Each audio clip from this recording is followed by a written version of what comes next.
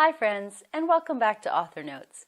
I'm Tanya E Williams, and today we're diving into a fascinating and often overlooked chapter of history, the real work women did in Vancouver in the 1920s, and how that past threads into my Hotel Hamilton series. When we imagine the 1920s, we often think of jazz, flappers, and speakeasies. But for many women in Vancouver, the decade was a time of change. Quiet, steady, and full of meaning. As a reader of emotional, character-driven historical fiction, you already know that the backdrop of a story matters as much as the hearts inside it. I believe that where women worked shaped who they became, and it's a thread I pull into the Hotel Hamilton books. Want to know more? Stay tuned.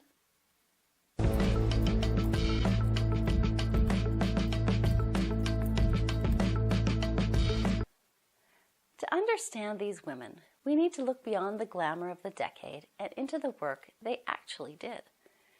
Back in the early 1900s, working wage roles for women in British Columbia were limited.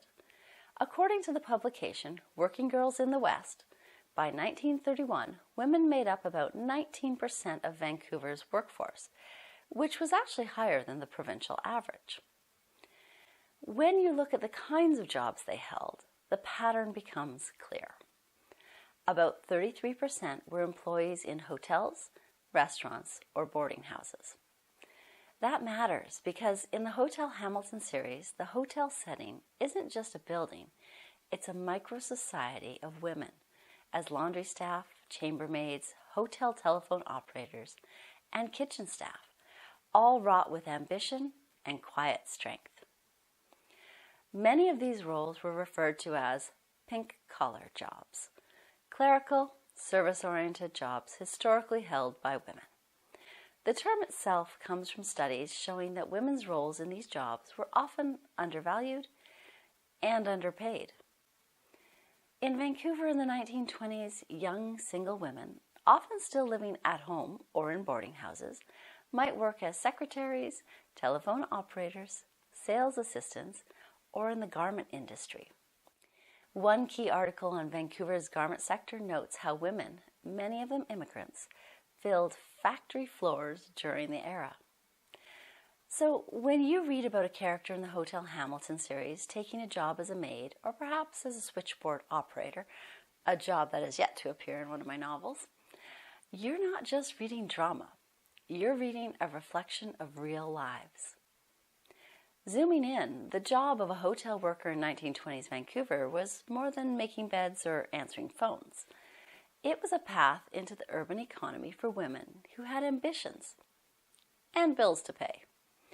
The fact that the statistic for women working in hotels and restaurants was 33% of domestic and personal service roles shows the scale of the opportunity, but also its limitations. In the Hotel Hamilton books, the hotel is both a grand setting and a site of female ambition, not only among the guests, but behind the scenes for chambermaids and kitchen staff and others. Each of those roles reflects a woman stepping out of the private home and into the public economy. When I craft a female protagonist who works at the Hotel Hamilton, I'm not just giving her a job, I'm giving her a stage. The job she holds informs her worldview, her relationships, and her ambitions. In that sense, history isn't just decor, it's character. As women, we value quiet strength and emotional resonance, and are able to see in these stories of the past a reflection of our own lives of balancing careers, caregiving, and the tides of change.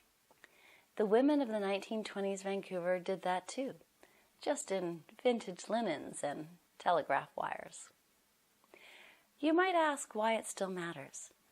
It's because work remains attached to our individual identities, because the places women worked shaped the lives they lived, just as they do today. Because when you read the Hotel Hamilton series, you're reading more than drama. You're reading a tribute to women who carved out space when the world told them to stay small. And yes, those stories matter. Because as readers, we appreciate emotional depth, complex lives, and quiet victories, especially when we recognize our own reflections in them. If this Behind the Book exploration speaks to you, I invite you to subscribe, if you haven't already, and leave a comment below telling me what female-led job or role in your own family history fascinates you. And be sure to join me next week for another episode of Author Notes. Until next time, happy reading!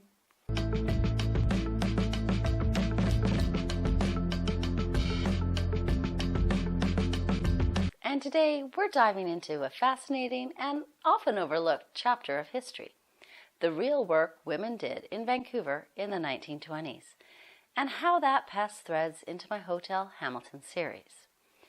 When we think right from the get-go. I got that one.